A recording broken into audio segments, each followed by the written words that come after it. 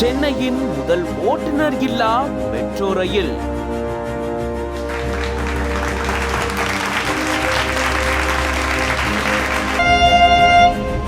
பல சோதனைகளையும் தடங்கல்களையும் தாண்டி வெற்றிகரமா நடத்தப்பட்டிருக்கு மெட்ரோ ரயில் சோதனையோட்டம்.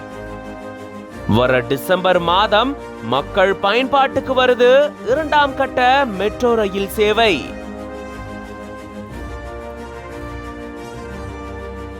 சென்னை மாநகர் முழுக்கவே மெட்ரோ ரயில் 2ஆம் கட்ட பணிகள் 3 வழித்தடத்திலையும் விறுவிறுப்பா நடந்துட்டு வருது.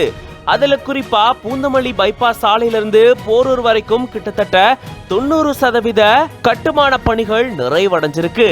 இந்த நிலையில தான் பூந்தமல்லியிலிருந்து முல்லை தோட்டம் வரைக்கும் சுமார் 3 கிலோமீட்டர் தூரத்துக்கு இந்த சோதனையோட்டமானது வெற்றிகரமா நடத்தப்பட்டிருக்கு.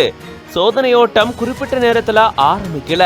தொழில்நுட்ப கோளாறு காரணமா தள்ளி வைக்கப்பட்ட சூழல்ல தான் அதை சரி செஞ்சு பல சவால்களை தாண்டி இந்த சோதனையோட்டமானது வெற்றிகரமா நடத்தப்பட்டிருக்கு.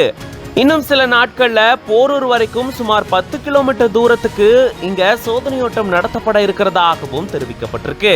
மெட்ரோ ரயில் நிர்வாக இயக்குனர் சித்திக் அவர்கள் இது தொடர்பான தகவல்களை சொல்லி இருந்திருக்காரு. இது மட்டும் இல்லாம இந்த வழித்தடத்துல தான் ஓட்டுநர் இல்லாத மெட்ரோ ரயில் சேவையானது வழங்கப்பட போறதாகவும் வர டிசம்பர் மாதம் இந்த சேவை மக்கள் பயன்பாட்டுக்கு வரும் அப்படின்னும் இவர் தெரிவிச்சிருக்காரு. ஆனா இப்ப நடந்த சோதனையோட்டத்துல ஓட்டுநரோட தான் இந்த சோதனையோட்டமானது நடந்திருக்கு. இந்த வழித்தடத்துல பல சாதனைகளை சென்னை மெட்ரோ ரயில் மேற்கொள்ள இருக்காங்க.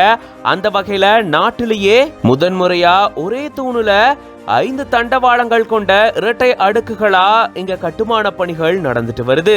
இது மெட்ரோ ரயில் கட்டுமானத்துல ஒரு மைல்கல் சாதனையா பார்க்கப்படுது. பூந்தமல்லியிலிருந்து போரூர் வரைக்கும் சுமார் 10 கிலோமீட்டர் தூரத்துக்கு அடுத்தடுத்து சோதனை ஓட்டங்கள் நடந்து டிசம்பர் மாதம் பயன்பாட்டுக்கு வரும் அப்படின்னு இவர் தெரிவிச்சிருக்கிறது மக்கள் மத்தியில மிகுந்த வரவேற்பு பெற்றிருக்கு.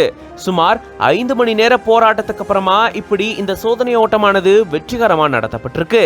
இது பத்தின உங்களோட கருத்துக்களை கமெண்ட்ஸ்ல சொல்லுங்க. மேலும் பல செய்திகளுக்கு பிஹைண்ட் ரூட்ஸ் பேஜை ஃபாலோ பண்ணிக்கோங்க.